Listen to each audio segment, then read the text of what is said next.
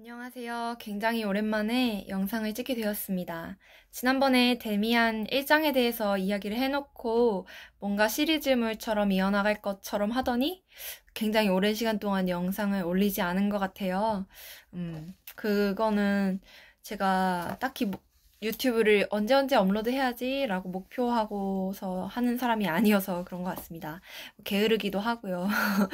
어쨌든 계속 말을 하면 변명이 이어질 것 같아서 민망하니까 그냥 바로 데미안 2장에 대한 이야기를 해보려고 합니다. 우선 데미안 1장에 대한 이야기를 간략하게 요약해보자면 주인공은 10살짜리 소년 싱클레어입니다. 그리고 이 친구는 집안이 되게 착실한 기독교 집안이에요. 그 시대 때 기독교를 엄청 뭐랄까? 그런 집안이라면 굉장히 집도 조금 어렵지 않고 유복하기도 하고 또 다른 어떤 나쁜 것들에 대해서 물들여지지 않은 좀 순수하게 자랄 수 있는 그런 환경인 것 같아요, 이 소년은. 근데 이 소년이 그렇게 좋은 환경에 살면서도 마음속에 갈등 형성이 있죠. 그거를 두 세계라고 표현을 해요. 그래서 집과 아버지, 부모님, 누나 이런 자기가 가진 좋은 환경들을 밝은 세계라고 표현을 하고 또 집 한켠에 자기들 집에서 일을 도와주시는 다른 분들이 하는 얘기를 들었을 때 바깥 세상에 대한 이야기는 굉장히 자기가 듣기에 어둡고 조금 추잡스러운 이야기들도 있고 라는 생각이 들어서 좀 꺼려야 한다, 멀리 해야 된다라는 것을 알지만 늘 호기심이 가는 그런 어두운 세계라고 표현을 해서 밝은 세계와 어두운 세계에서 고민을 한다기엔 좀 그렇지만 그런 어두운 세계에 대한 호기심이 있는 10살짜리 소년 싱클레어가 그 주인공이고 그 호기심을 바탕으로 이제 본인의 라틴어 학교가 아닌 좀 다른 학교였나요? 옆 학교였나요? 그 조금 뭐랄까 생활 수준이 낮은 친구들 어떻게 보면은 조금 거칠게 자란 친구들 부모님의 케어나 이런 것보다는 조금 야생적으로 자란 친구들과 좀 어울리게 되는데 그 과정에서 이제 프란츠 크로머라는 대장한테 약간 허세를 부렸죠. 나 과일밭에서 뭐 훔쳤어 이런 식으로 허세를 부렸다가 제대로 책을 잡혀서 그것 때문에 거짓말을 낳고 하는 상황에서 굉장히 크로머한테 끌려다니면서 짓눌려 있는 그런 상황이 1장의 내용이었어요.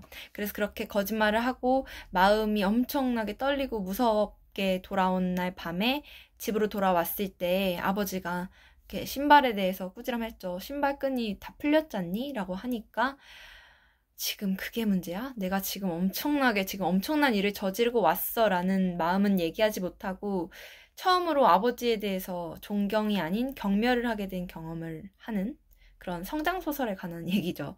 그래서 그렇게 1장의 내용이 요약한다고 해놓고 또 너무 길게 말한 것 같아요. 그렇게 주요한 거는 이제 내가 옳다고 생각했던 밝은 세계가 전부가 아니라는 것, 그 세계가 좀 깨져버렸다는 것, 그리고 또 한 가지는 프란츠 크로머라는 정말 나를 너무나 힘들게 하는 존재의 등장인 거죠. 그 친구 때문에 거의 정신적인 질환을 앓을 정도로 이 어린 소년이 너무너무 힘든 상황이죠. 그리고 2장에서는 이제 카인이라는 제목으로 2장이 시작을 하는데요. 여기서는 이제 구원투수가 나타났어요. 그 존재에 대한 얘기를 조금 해보도록 하겠습니다. 펼쳐놨었는데 다 없어졌네요. 2장 카인이고요. 카인이라고 하시면 어떤 게 생각나시나요? 그 성경 이야기가 조금 나와요. 카인과 아벨에 대해서 나오는데, 저도 그러니까 어렸을 때 듣고 성경책도 보고 해서 알긴 알지만 좀 잘 모르거든요. 그래서 이것을 네이버에 한번 간략하게 알아보려고 쳐봤습니다. 그래서 제가 그 내용을 바탕으로 간략하게 이 내용 먼저 소개하고 이 장을 이어가도록 할게요.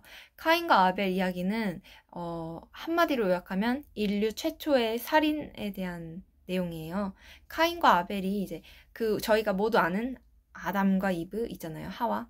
그 사이, 최초 인간, 하느님이 만드신 인간 사이에서 자식이 태어나요. 그 자식이 카인과 아벨이고, 카인은 형이고요. 아벨은 동생입니다. 그리고 카인은 농부고요.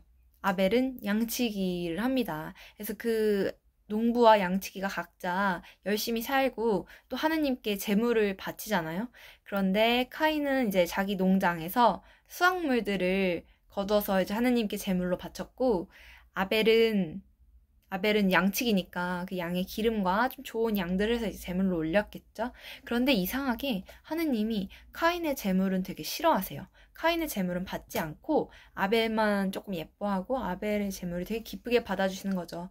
그래서 카인이 마음이 좋지 않죠. 복수심과 질투 때문에, 복수심이 아니죠. 질투 때문에 아벨을 살인하고 맙니다. 이렇게. 그래놓고 이제 하느님이 아벨이 어디 갔느냐 했을 때 카인은 이제 모른 척 합니다. 내가 내 동생을 지키는 사람이에요? 나는 몰라요? 라고 해서 하느님이 모든 사실을 알고 계시기 때문에 화가 나서 벌을 주시죠.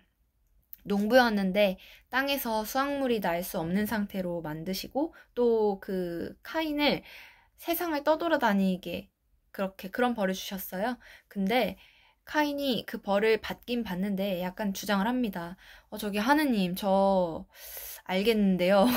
제가 살인자라서 사람들이 저를 모두 죽이려고 할 것 같습니다. 그러니까 제가 죄를 지은 건 알겠지만 사람들이 나를 죽이려 하면 난 어떻게 삽니까? 좀 어떻게 좀 해주십시오. 라고 해서 하느님께서 카인에게 이렇게 표식을 만들어 주세요. 표시라고, 표식인지 비슷한 건데 어쨌든 그런 걸, 어떤 표시를 만들어 주죠. 이 사람은 살인자다라는 것에 대해서. 그래서 그 표시를 보고 사람들은 이제 그 카인을 두려워하게 되고 피하게 되는 거죠. 그렇고 그 자손들까지도 쭉 이제 그 표시 때문에 사람들이 그를 두려워하고 피하게 되고. 그래서 되게 이런 내용이 카인과 아벨의 주된 내용이고요. 이거를 바탕으로 해서 2장 이야기를 이어나가 보도록 하겠습니다. 2장 카인의 첫 문장은 이제 싱클레어가 되게 힘들어하던 상황이었는데 구원은 전혀 상상하지 못했던 방향에서 왔다 라는 문장으로 시작을 해요. 구원이 어쨌든 있었다는 거죠. 그리고 동시에 무언가 새로운 것이 내 삶 속으로 들어왔는데 그것은 지금까지도 나에게 영향을 미치고 있다. 얼마 전 라틴어 학교에 전학생이 왔다. 전학생이 등장입니다. 네, 그 구원은 전학생의 등장인데요. 왜 어릴 때 학교에 보면은 전학생 오면은 모두들 관심을 갖잖아요. 저 누구야? 어디서 왔대? 라고 하면서 한 번씩은 관심을 갖는데, 이 친구는, 이 싱클레어보다 전학생은 한 살 많고 한 학년 높은데, 유독 좀 어른스럽고, 여기는 뭔가 촌뜨기들이랑은 다른 느낌? 되게 고고해 보이는 존재로 묘사가 돼요. 그래가지고, 이름도 멋있는데 이름은 막스 데미안입니다. 책의 제목 데미안. 이름 막스까지 멋있어요. 막스 데미안인데 이 막스 데미안에 대해서 싱클레어가 묘사한 부분도 잠깐 읽어드릴게요. 우리 학교는 가끔 합반을 했는데 그날도 무슨 이유에선지 교실이 넓은 우리 반에 다른 반이 함께 수업을 하러 왔다. 그게 데미안의 반이었다. 하급생인 우리 반은 성경 이야기 시간이었고 상급생들은 장문을 연습했다.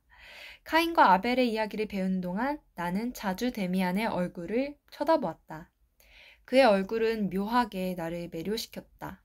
총명하고 환하고 비범해 보이는 얼굴이 성실하게 작문 과제에 몰두하고 있었는데 그는 전혀 과제를 하는 학생처럼 보이지 않고 자신만의 문제를 연구하는 학자 같았다. 호기심이 가는 건 아니었다. 오히려 나는 그에게 거부감을 느꼈다. 지나치게 우월하고 침착해 보이고 태도가 도전적으로 느껴질 만큼 자신만만했던 것이다. 눈은 아이들이 결코 좋아하지 않는 어른의 표정을 띄었으니 희미한 슬픔이 어린 냉소가 엿보였다. 하지만 호감이었든 반감이었든 나는 어쩐지 그에게서 눈을 뗄 수가 없었다. 그렇지만 그가 갑자기 내 쪽을 바라보자 깜짝 놀라 고개를 돌렸다. 당시 그가 어떤 학생이었는지 되새겨보면 다른 학생들과 모든 면에서 달랐다고 말할 수 있다. 자신만의 색채와 개성이 또렷해서 남의 이목을 끌지 않으려고 애를 써도 눈에 띄었다. 마치 농부 아이들 사이에서 그들처럼 보이려고 변장한 왕자 같았다. 라고 싱클레어가 느낀 데미안의 첫 인상을 묘사한 구절을 조금 읽어보았습니다.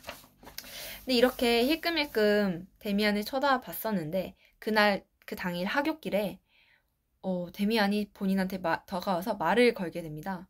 안녕? 우리 같이 걸을까? 너 싱클레어지? 라고 하면서 되게 친근감 있게 다가와서 대화를 시작하게 돼요. 그리고 또 대화 와중에 이제 데미안이 싱클레어에게 한 가지 잔잔한 연못에 돌을 하나 던져요. 근데 너 아까 보니까 카인과 아벨 얘기 배우더라? 너 그 얘기 어떻게 생각해? 너희 선생님은 그냥 신과 그리고 인간의 선과 악, 그런 식상한 얘기들만 하던데 너는 그 문제에 대해서 관심 있어? 라고 물어봅니다. 그래서 싱클레어는 잘 모르겠는데 별 생각 없었는데 라고 했는데 데미안이 의문을 제기하죠. 여기가 데미안의 의문 지점이 저한테도 굉장히 영향을 미친 부분이에요. 그러니까 이 카인과 아벨 얘기는 너무나도 오래된 얘기고 그냥 당연한 얘기고 인류 최초의 살인이자 선과 악, 최초의 선악 뭐 이런 거 그런 의미 있어서 아무도 이제 의문을 제기하거나 건드려 보려고 하지 않죠. 대부분 일반적으로는. 근데 이제 데미안이 그거에 대해서 물어보는데 그거 되게 이상하다고 생각하지 않아? 라고 물어봅니다. 그러니까 어쨌든 카인이 살인을 했어. 그리고 잘못을 했지. 나중에 죄를 뉘우쳤어. 그래서 벌을 받아. 그렇지만 그 벌 받는 것을 뭐라 해야 되지? 제가 메모를 해놨는데 메모에 또 의존하려고 하니까 말을 잘 못하겠고 그냥 해봐야겠습니다. 메모는 의미가 없네요. 그러니까 그 하느님께서 그한테 그 죄를 지은 사람한테 표식을 줬다는 게 되게 이상하지 않아? 왜냐면 그 표식을 가짐으로써 그는 오히려 보호를 받고 사람들이 그를 두려워하게 하는 그런 어떤 존재가 됐잖아. 그거 되게 이상하지 않아? 정말 그 사람이 그냥 그렇게 낙인 찍히고 소인배 같은 낙인을 달고 살았다고 생각하니? 이런 의문점을 제시합니다. 내 생각에는 데미안의 말이에요. 내 생각에는 그 사람은 그렇게 그냥 소인배 같은 표식보다는 차라리 어렴풋이 느껴지는 무시무시한 기운, 비범한 지혜와 담력 같은 게 있었던 게 아닐까? 그의 힘 때문에 사람들이 두려움을 품어. 그게 그의 표식인 거야. 그걸 사람들이 자기 식대로 설명하는데 사람들은 자기한테 유리한 방향으로 이야기를 하고 또 자기를 정당화하는 방식으로 얘기하잖아. 그러니까 오히려 그 우월했던 사람이 우월해서 무서운 게 아니라 저 사람 불길해서 우리가 피하는 거야 라고 정반대로 이야기한 거 아닐까라고 이제 의문을 제기합니다. 데미안이. 그리고 그게 틀린 말도 아닌 게 용기와 개성을 지닌 사람들은 평범한 사람들을 두렵게 만들지. 만약 우월한 사람들이 이렇게 휘젓고 다닌다면 평범한 사람들은 어디 무서워서 얼마나 돌아다니기도 뭐하고 하겠어. 그러니까 그 두려웠던 날들을 보상받기 위해서 그럴듯한 별명과 전설을 붙여서 복수한 거야. 내 말 이해하겠니? 라고 싱클레어한테 얘기를 합니다. 그래서 싱클레어는 너무 혼란스러운 거죠. 뭐라고? 그러면 너는 성경에 있는 말이 거짓말이고 카인은 나쁜 사람이 아니고 그렇다는 거야? 라고 말하지만 이 데미안은 그게 아니고 뭐라고 하더라? 간단히 말해서 난 카인이 엄청난 사람이었고 사람들이 그가 두려워서 그를 탓하는 이야기를 지어냈다고 생각해. 그런데 카인과 그 자손이 표식을 지녔고 남들과 전혀 달랐다는 것만은 사실이라고 생각해 라고 말합니다. 또 그리고 어쨌든 제가 지금 뭔가 이야기를 부드럽게 이어내가고 싶은데 제가 느꼈던 것들을 표시해놨기 때문에 그걸 말씀드리려 하니까 또 자연스럽게 얘기하다 끊기네요. 어쨌든 이제 그 데미안의 말에 싱클레어는 충격을 받고 집에 가가지고 막 책을 뒤져봐요. 성경책을 샅샅이 읽어요. 카인과 아벨을. 근데 아무리 생각해도 이건 너무 단순 명료한 그냥 스토리인데 여기서 어떻게 숨은 뜻을 찾아내지? 그게 오히려 크레이지 미친 짓이야 라고 생각을 한다. 네, 데미안 뭐지? 데미안의 말이 맞다고는 할 수 없는데 그 눈빛과 그 어조가 너무 단호했기 때문에 너무 뭔가 이건 너무 의문을 제기할 수 없는 내용인데 저 친구가 너무 확신에 차니까 또 내가 되게 동경할 것 같은 그런 존재이니까 되게 의심이 들고 많은 생각이 드는 거죠. 그리고 혹시 그 데미안이 카인과 같은 존재가 아닐까?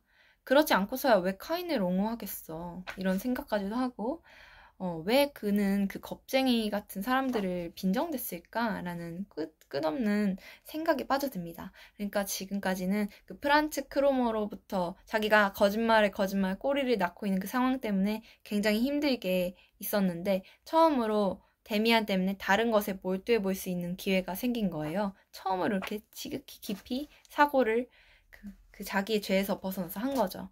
그리고 또 한편으로 생각했을 때 데미안의 말이 말도 안 되고 이상하긴 한데 나 역시 굳이 구분하자면 아벨처럼 착한 선한 존재였잖아요. 근데 내가 크로모한테 거짓말을 함으로써 죄인이 돼버린 거죠. 카인처럼 되어버린 거야. 그리고 내가 카인처럼 되어버린 그날 밤 귀가를 했을 때 나도 모르게 아버지와 그 깨끗한 경건한 사람들, 선한 존재에 대해서 경멸스러운 마음을 품게 되었죠. 그리고 내가 죄를 지었지만 우월감까지 느꼈었죠. 그 싱클레어가 죄를 짓고 돌아온 밤에 내가 지금 밖에서 무슨 일을 겪어온지도 모른 채 이렇게 깨끗한 세상? 이건 너무 경멸스러워. 나는 뭔가 죄를 지었지만 우월해 라는 이상한 오묘한 마음이 들었던 게 카인과 아벨 이야기에 크로스되면서 이 싱클레어의 마음에 굉장한 혼란이 가중됩니다. 이렇게 어쨌든 이런 와중에도 이 싱클레어는 굉장히 고통을 받고 있었지만 처음으로 그 고통 속에 해방돼서 다른 생각을 했던 데미안이 이제 퐁당하고 너 생각 좀 다시 해봐 하고 연못에 돌을 던진 싱클레어만의 연못에 돌을 던진 그런 이야기인데요. 이게 2장 내용의 앞부분이고 뒤에는 조금 더 내용이 있는데 제가 벌써 16분, 17분 돼가고 말 너무 두서없이 많이 또 하고 이래가지고 2장 뒷부분 내용은 다음에 다시 이어서 하는 것으로 하도록 하겠습니다. 카인과 아벨 이야기를 너무 많이 했네요. 지금 좀 덥고 힘드니까 그만하도록 하겠습니다. 네, 그러면 다음에 또 돌아오겠습니다. 감사합니다.